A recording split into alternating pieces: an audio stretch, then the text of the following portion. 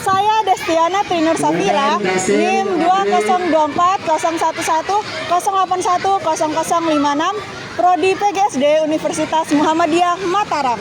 Sekarang saya sudah berada di SDN 19 Cakranegara untuk melakukan observasi mata kuliah Pendidikan Berkebinekaan Global dan akan mewawancarai salah satu guru yang berada di SD 19 Cakranegara.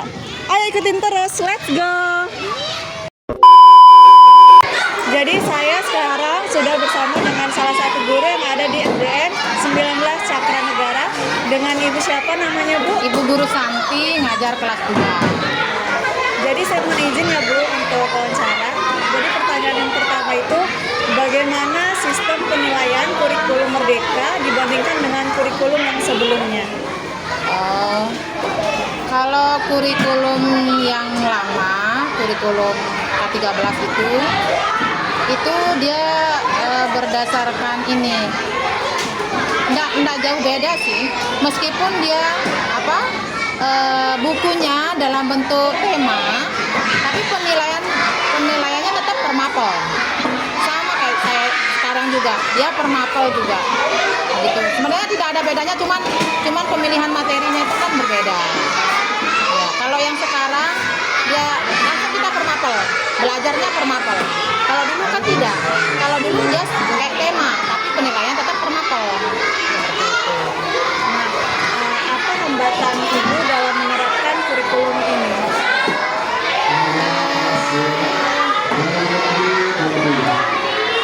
Hambatannya, kalau saya pribadi, saya memang lebih suka yang merdeka ini. Karena kita fokus. Misalnya sekarang kita belajar matematika, fokus matematika. Belajar bahasa Inggris, fokus bahasa Inggris. Belajar kalau di kelas rendah kan, tidak ada IPA dan IPS.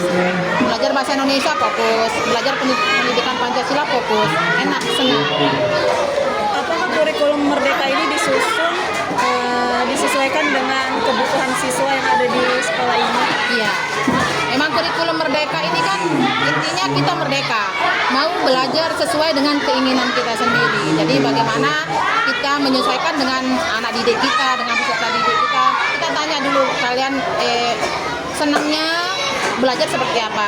Jadi sebelum pada tahun ajaran baru kan anak-anak baru masuk kan. Nah di situ kita membuat diagnostik awal, ya, asesmen diagnostik. Jadi di sana kita tahu bagaimana anak-anak itu sukanya belajar seperti apa, pelajaran apa yang mereka suka, pelajaran apa yang mereka tidak suka. Semua kita jabarkan di sana. Jadi anak yang menjawab. Jadi di situ kita mulai petakan anak-anak. Mana anak-anak yang belum bisa baca, anak-anak yang sudah bisa baca, anak-anak yang memang IQ-nya tinggi dan rendah itu di sana saat awalnya. Nah, bagaimana strategi Ibu dalam mengajar kayak diskusi atau memberikan eksperimen dalam kurikulum Merdeka ini?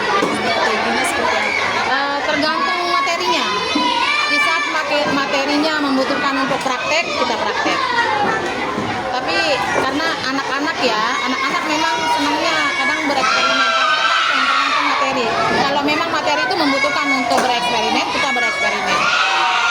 Karena ini saya ngajar di kelas 2, jadi anak-anak di kelas 2 itu memang lebih senang mereka yang realistis gitu, yang benar-benar mereka menyatat, mereka menulis. Tapi kita juga sering menggunakan LKPD karena mereka kan suka yang bergambar, lebih cepat masuknya, lebih cepat nangkepnya yang pakai gambar. Iya, mereka lebih senang yang kayak lebih senang mereka bergambar atau mewarnai nanti sesuai dengan petunjuk kayak coding gitu.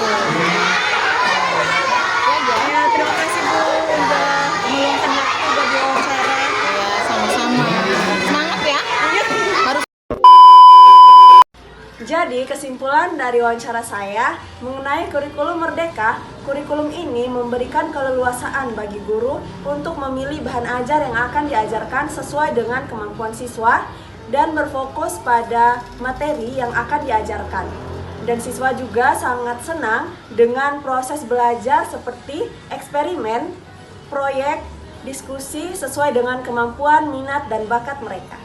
Mungkin itu saja hasil wawancara dari saya. Lebih dan kurangnya saya mohon maaf. Wassalamualaikum warahmatullahi wabarakatuh.